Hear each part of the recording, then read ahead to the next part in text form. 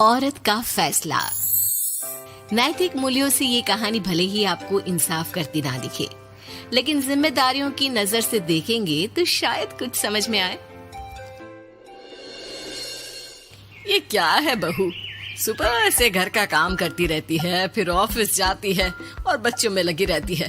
अरे ऑफिस क्यों नहीं छोड़ देती, या फिर घर के लिए कोई नौकरानी रख ले। कैसी बात कर रही है माँ, जानती तो है ना अभी इनके ऊपर कितना लोन है। थोड़ा ही सही मदद कर देती हूँ तो अच्छा लगता है, और अभी उनको मेरे पैसे की जरूरत भी तो है। सुधा चंदर को बचपन से प्यार करती थी। एक ही मोहल्ले में खेल कूद कर बड़े हुए दोनों। जहाँ सुधा संपन्न परिवार से थी तो वहीं चंदर का परिवार आर्थिक परेशानियों से जूझता ही रहा। लेकिन सुधा की जिद के आगे किसी की नहीं चली। सुधा, कल ऑफिस जल्दी जाना है और 2 दिन के लिए गुजरात ऑफिस के काम से भी जाना होगा। अरे कैसी बात कर रहा है बेटा, बहू को अगले महीने बच्चा होने वाला है, इस वक्त तो उसके साथ रहे। अरे कोई बात नहीं ना माँ, उनको जरूरी काम होगा, वरना मेरा चंदर ऐसे वक्त में मुझे छोड़कर कभी नहीं जाता।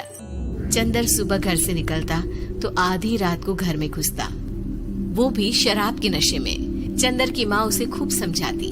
अरे माँ, देख रही हो ना कितना कर्जा है सर पर, काम करना पड़ता है। दिन रात काम नहीं करूँगा तो घर कैसे चलेगा। अरे लेकिन बहू को भी तो देख लिया कर, इस हालत में भी घर का बाहर का सारा काम करती है। चंदर तो जैसे माँ की बात सुनकर भी अनसुना कर देता है। ऑफिस के बाद चंदर का फोन माँ के पास आता है। माँ, वो ऑफिस के काम से आज रात के लिए पास के शहर के ऑफिस जाना पड़ रहा है, कल सुबह आ जाऊंगा। सुधा रात को कमरे में सो रही होती है कि उसके पेट में दर्द होता है। सुधा चंदर को वीडियो कॉल करती है।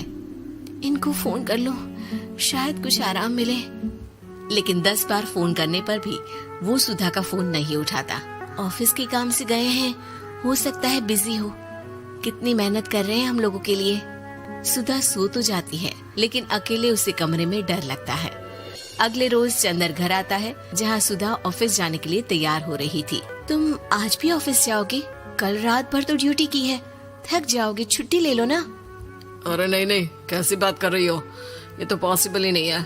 अच्छा रुको, मैं जल्दी से तुम्हारा खाना और नाश्ता बना देती हूँ। बेचारी सुधा ऑफिस जाना छोड़कर लग जाती है पति के लिए खाना बनाने, उसके कपड़े प्रेस करने और जरूरत का सामान मुहैया कराने के लिए। हो सके तो रात की ड्यूटी मत लिया करो ना, मुझे बहुत डर लगता है। अरे यार क्या है, तुम तो ऐसे बिहेव कर रही हो कि तुम ही अकेली हो जिसे बच्चा होने वाला है। इतने लोगों के पति जो काम के सिलसिले में बाहर होते हैं, उनका क्या।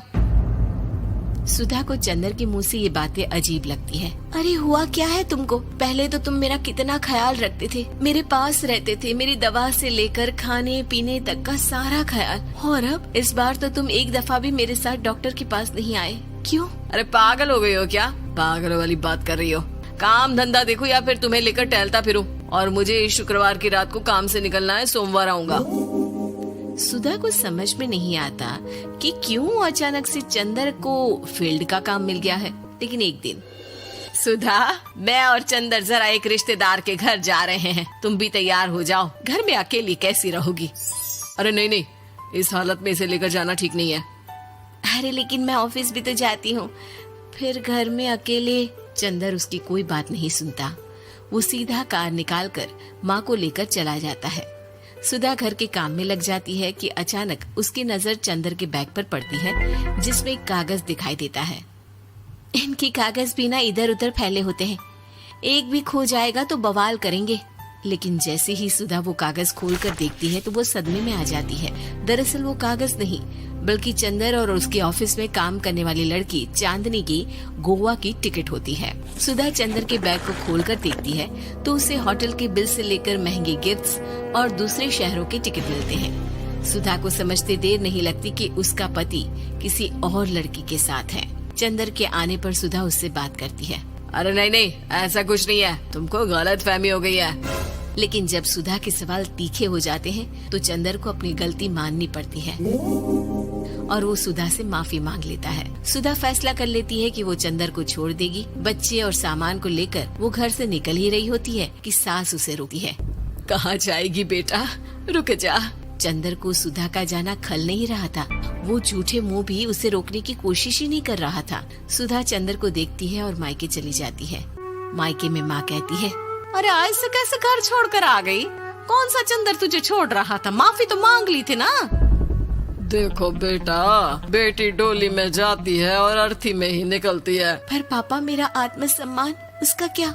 आपने मुझे पढ़ाया लिखाया है, इस लायक बनाया कि मैं खुद का खर्चा उठा सकूं, बेटी को पढ़ा सकूं, एक अच्छा जीवन पाऊं।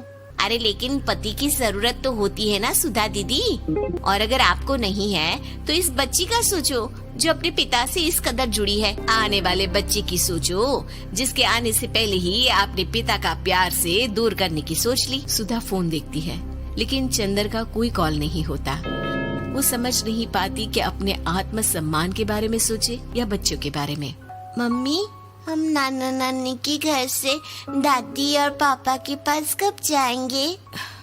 नहीं जाएंगे बेटा, अब यहीं रहेंगे। नहीं मम्मी, मैं पापा के पास जाऊंगी, मुझे दादी के साथ रहना है। और मेरे साथ? हाँ, आपके साथ भी तो, सबके साथ माँ। देखो सुधा दीदी, आपके सर पर पिता का साया होना जरूरी होता है। अपने घमंड के लिए पिता और बेटी को अलग मत करो। सुधा अब सामान उठाकर अपने ससुराल जाने लगती है, लेकिन मन में सवाल रह जाता है कि जिसे दुनिया घमंड समझ रही है वो उसका आत्मसम्मान था। चंदन ने माफी जरूर मांग ली, लेकिन कभी ये एहसास नहीं दिलाया कि वो सिर्फ उसी का है।